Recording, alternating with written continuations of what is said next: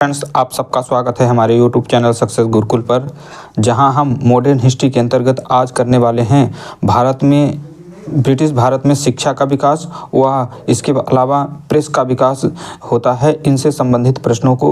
तो हम modern history के लगातार एक सीक्वेंस में ही सभी टॉपिकों को कवर करते चल रहे हैं, जिससे कि आपको रिवीजन करने में ज़्यादा सुविधा हो सके।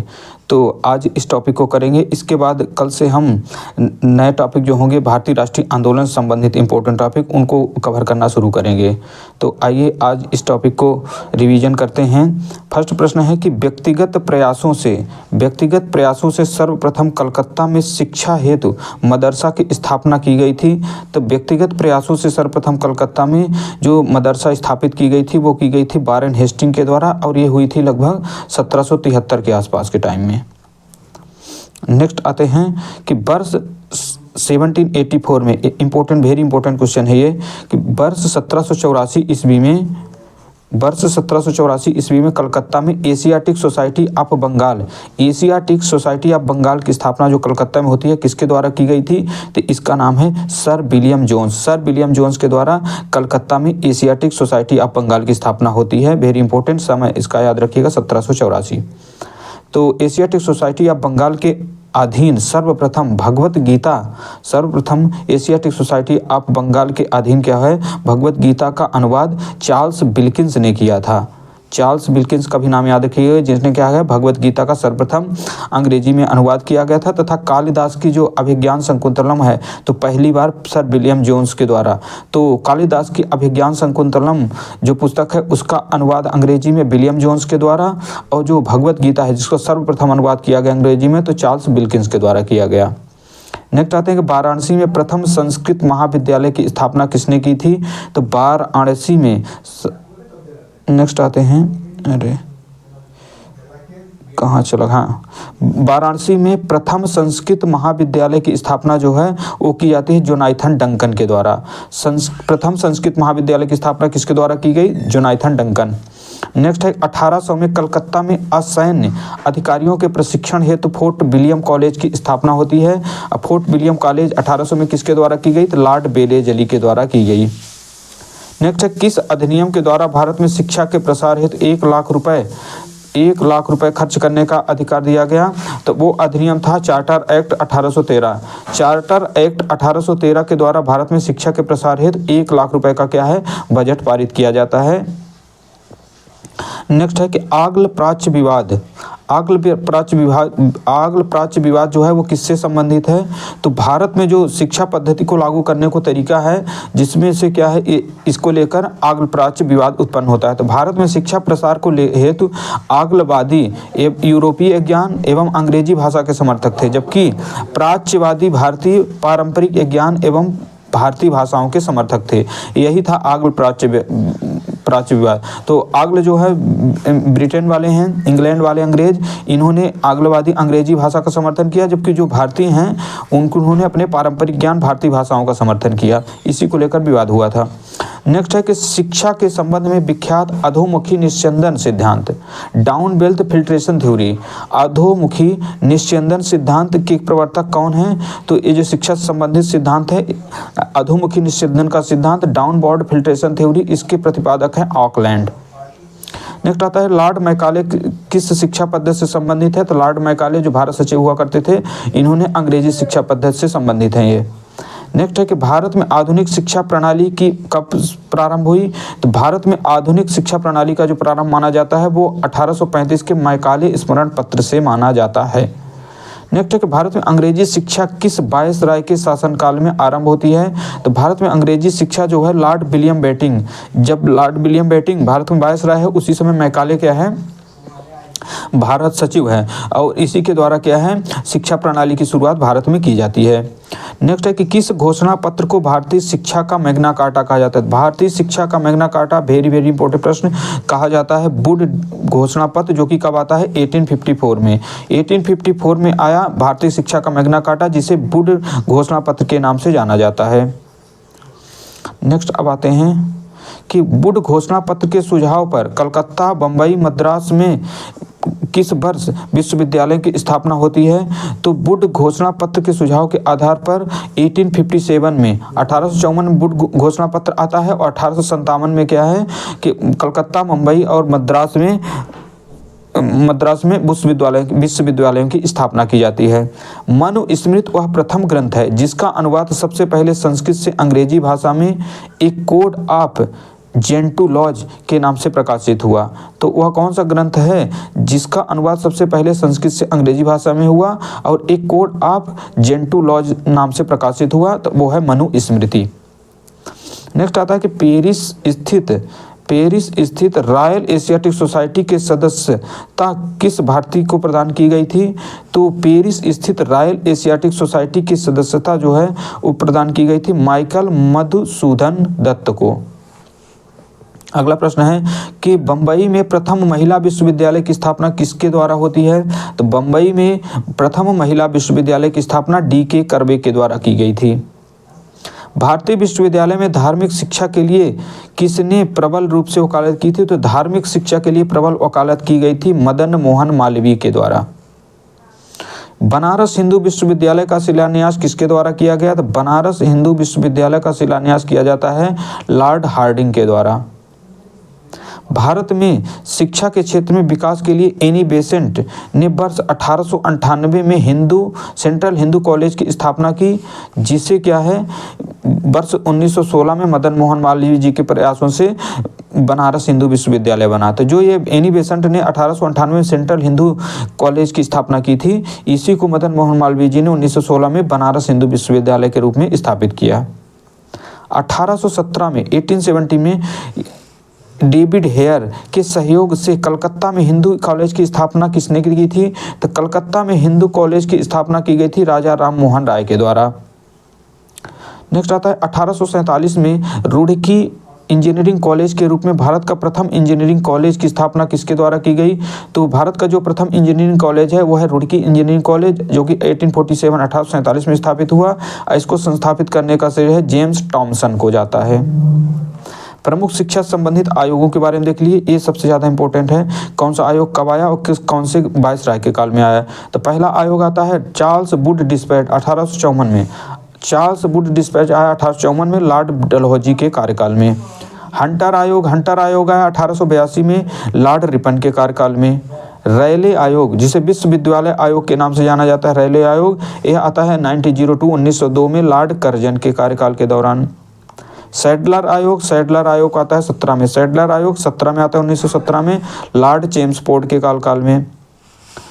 इंच कैंप आयोग आया 1923 में, जिस समय भारत का वायसराय लॉर्ड रीडिंग था। हार्ट ओक कमेटी जो है वे प्राथमिक शिक्षा से संबंधित है, तो ये इरविन के कार्यकाल में आता है 1929 में।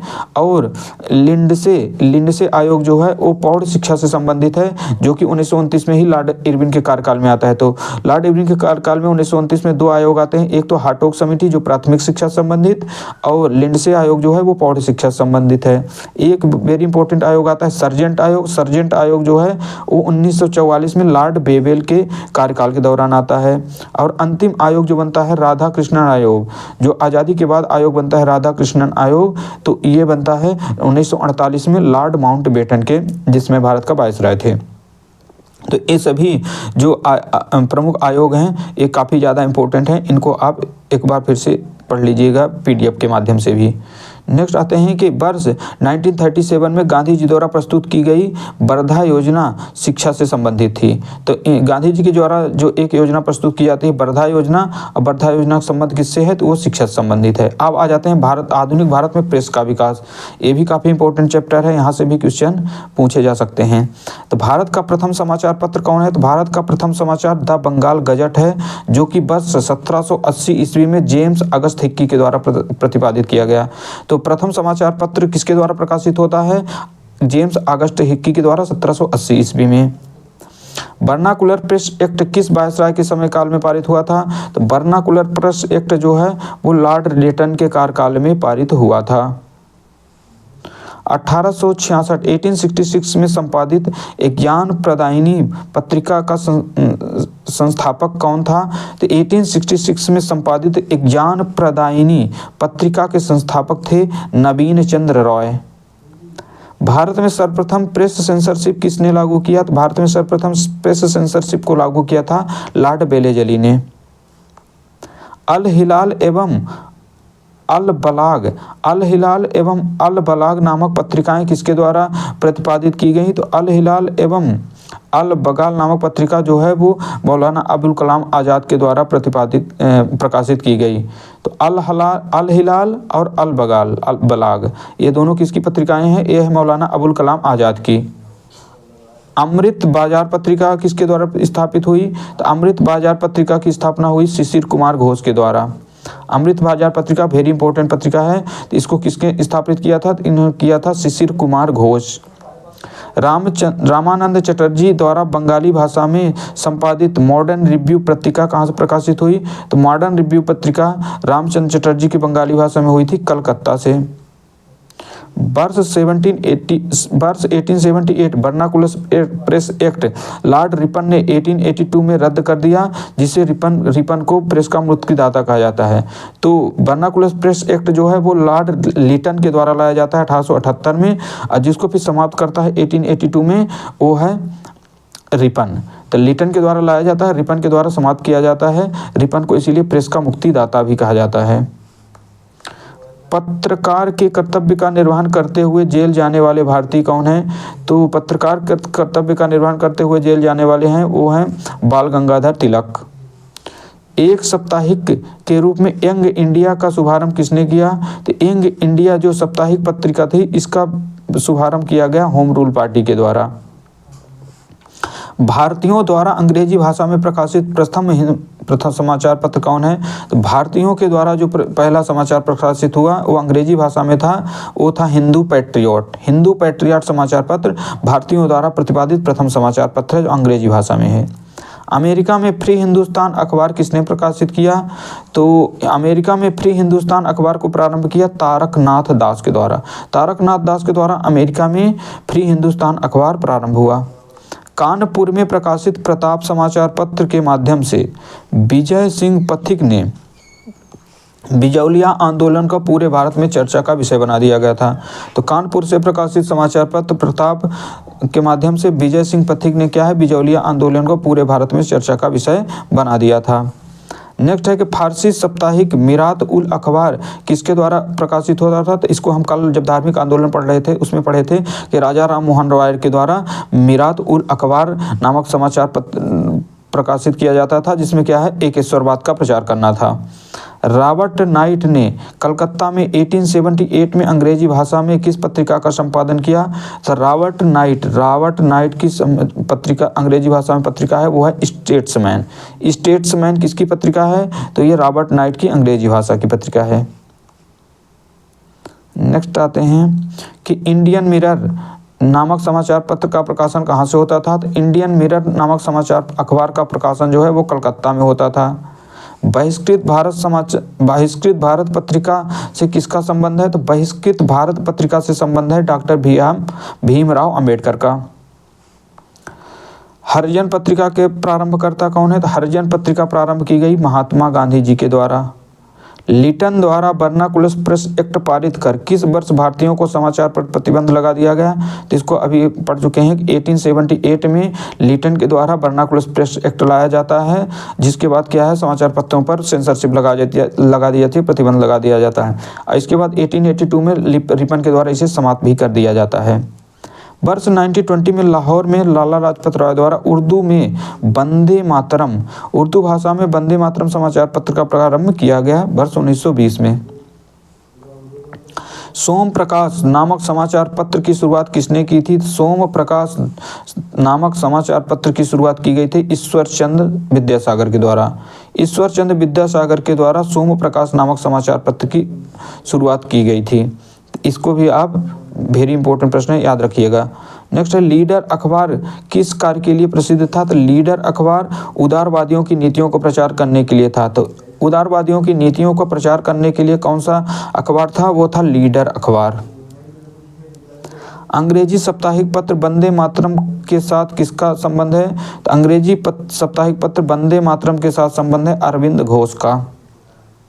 किस पत्रिका ने वर्नाकुलर प्रेस एक्ट 1878 का समर्थन किया था? तो वो था पायनियर। पायनियर जो पत्रिका थी जिसमें वर्नाकुलर प्रेस एक्ट को समर्थन दिया था। अगला प्रश्न है, नील आंदोलन का समर्थन करने वाली पत्रिका हिंदू पैट्रियट के संपादक कौन थे? तो हिंदू पैट्रियट जिसके संपादक हरीशचंद्र मुखर्जी थे, जिन्होंने नील आंदोलन का क्या किया था? समर्थन किया था। स्वदेश वाहिनी नामक समाचार पत्रिका का संपादन कौन है? तो स्वदेश वाहिनी नामक समाचार पत्रिका के संपादक हैं के रामकृष्ण पिल्लई। अंग्रेजी समाचार पत्र इंडिपेंडेंट अंग्रेजी समाचार पत्र किसके द्वारा प्रारंभ हुआ? इंडिपेंडेंट। तो ये प्रारंभ किया गया मोतीलाल नेहरू जी के द्वारा। अगला आता है, मराठी भाषा की पत्रिका केसरी के संपादक कौन है? तो मराठी भाषा में पत्रिका केसरी जो है ये प्रतिपादित की गई थी किसके द्वारा? बाल गंगाधर तिलक के द्वारा। इंडियन नेशंस अखबार का प्रकाशन कहाँ से होता था? तो इंडियन नेशन अखबार का प्रकाशन होता था पटना से। कांग्रेस के प्रथम अधिवेशन समाप्त होने के एक सप्ताह बाद कलकत्ता के समाचार पत्र द मिरर में लिखा कि बंबई में आयोजित प्रथम राष्ट्रीय कांग्रेस भारत में ब्रिटिश शासन के इतिहास की एक महत्वपूर्ण अध्याय जोड़ती है। नेक्स्ट अब आते हैं प्रथम समाचार पत्र व पत्रिकाओं की लिस्ट, जिसका प्रकाशन कौन हुआ, संस्थापक कौन है और स्थान। भाषा ज़्यादा इम्पोर्टेंट नहीं है, तो ज़्यादा इनका सबसे इम्पोर्टेंट जो है ये है कि कौन किस पत्रिका के संस्थापक हैं। तो बंगाल गजट जो भारत का पहला समाचार पत्र है। अरे नेक्स्ट आते हैं, यहाँ था। तो ये समाचार पत्र जिसमें पहला है बंगाल गजट। तो बंगाल गजट के जो संस्थापक हैं वो कौन है? James Augustus Hickey. Very very important है। नेक्स्ट है बंगाल गजट 1816 में एक भारतीय के द्वारा भी प्रतिपादित होता है। तो ये गंगाधर भट्टाचार्य हैं। तो ये ज़्यादा इंपॉर्टेंट नहीं है। जेम्स ऑगस्टस हिक्की ही परीक्षा में पूछा जाएगा 1780 में, क्योंकि ये प्रथम समाचार पत्र है। नेक्स्ट है समाचार दर्पण और दिग्दर्शन। समाचार दर्पण और दिग्दर्शन दो समाचार पत्रों का प्रकाशन 1818 में मार्समैन के द्वारा होता है। इम्पोर्टेंट नहीं है ज़्यादा। संवाद कौमुदी ये वेरी वेरी इंपॉर्टेंट है। संवाद कौमुदी और मिरातुल अखबार। संवाद कौमुदी और मिरातुल अखबार का प्रकाशन होता है राजा राम मोहन राय के द्वारा। ये इंपॉर्टेंट है। बॉम्बे समाचार पत्र, ये जो संवाद कौमुदी थी इसकी भाषा भी याद रखिएगा, बंगाली भाषा में है, जबकि मिरातुल अखबार जो है वो फारसी भाषा में, ऐसे नाम से भी पता है।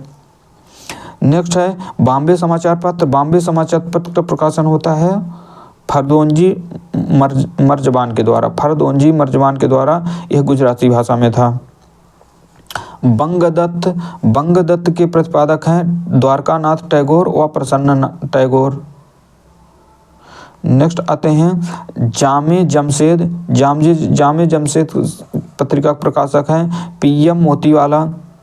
ये ज़्यादा इंपॉर्टेंट नहीं है। इंपॉर्टेंट है ये रफ्त गुफ्तार जो है ये वेरी वेरी इंपॉर्टेंट है, जिसके प्रतिपादक हैं दादा भाई नौरोजी। इसे आप जरूर याद रखिएगा। इंपॉर्टेंट ही बता देते हैं कौन से हैं, वो है तो बहुत सारे। नेक्स्ट आता है सत्यप्रकाश के प्रतिपादक हैं करसोन दास मूल जी। हिंदू पैट्रियट ये भी काफ़ी इंपॉर्टेंट है। हिंदू पैट्रियट के प्रतिपादक हैं कौन? हरीशचंद्र मुखर्जी और एक गिरीश चंद्र घोष। हरीशचंद्र मुखर्जी और गिरीश चंद्र घोष हिंदू पैट्रियट समाचार के प्रकाशक हैं, संपादक हैं। सोम प्रकाश ये भी वेरी वेरी इंपॉर्टेंट है। सोम प्रकाश के संपादक हैं कौन? ईश्वरचंद्र विद्यासागर, बंगाली भाषा में है ये। इंडियन मिरर ये भी इंपॉर्टेंट है। देवेंद्रनाथ टैगोर और मनमोहन घोष किसके संपादक हैं? इंडियन मिरर के। टाइम्स ऑफ इंडिया जो है इसको ज़्यादा इंपॉर्टेंट नहीं, अंग्रेजी प्रेस के द्वारा ये प्रतिपादित होता था। इंदु प्रकाश के हैं जस्टिस रनाडे। नेटिव ओपिनियन के हैं BN मांडलिक। पायनियर इंपॉर्टेंट है। पायनियर के हैं, ये भी अंग्रेजी प्रेस के द्वारा इसे संपादित होता था। कवि बचन सुधा के संपादक कौन है? भारतेंदु हरिश्चंद्र। नेक्स्ट आता है अमृत बाजार पत्रिका। अमृत बाजार पत्रिका जो है ये वेरी वेरी इंपॉर्टेंट है। अमृत बाजार पत्रिका जो है इसके प्रतिपादक हैं मोतीलाल घोष और शिशिर घोष। मोतीलाल घोष और शिशिर घोष। अगला आता है मद्रास मेल। मद्रास मेल का जो प्रतिपादक है वो है अंग्रेजी प्रेस के द्वारा बंग दर्शन, नेक्स्ट आ जाता है मद्रास मेल हो चुका। बंग दर्शन के हैं बंकिम चंद्र भट्ट। द ट्रिब्यून ये इंपॉर्टेंट है। द ट्रिब्यून जो है दलाल सिंह मजीठिया के द्वारा प्रतिपादित होता था। हिंदी प्रदीप जो है ये बाल कृष्ण भट्ट के द्वारा संपादित होता था। हिंदू होता था बी राघवाचार्य के द्वारा, तो ये भी इंपॉर्टेंट है। हिंदू समाचार पत्र किसके द्वारा प्रकाशित होता था? बी राघवाचार्य के द्वारा। बंगाली होता था एस.एन. बनर्जी के द्वारा, ये भी इंपॉर्टेंट है। सुरेंद्र नाथ बनर्जी के द्वारा समाचार पत्र चलाया गया। कौन? बंगाली। बगवासी है जोगिंदर नाथ बोस। अब नेक्स्ट आ जाता है मराठा और केसरी। मराठा और केसरी जो है ये दोनों किससे हैं? तो ये हैं बाल गंगाधर तिलक के। मराठा जो है वो अंग्रेजी भाषा में है, जबकि केसरी क्या है?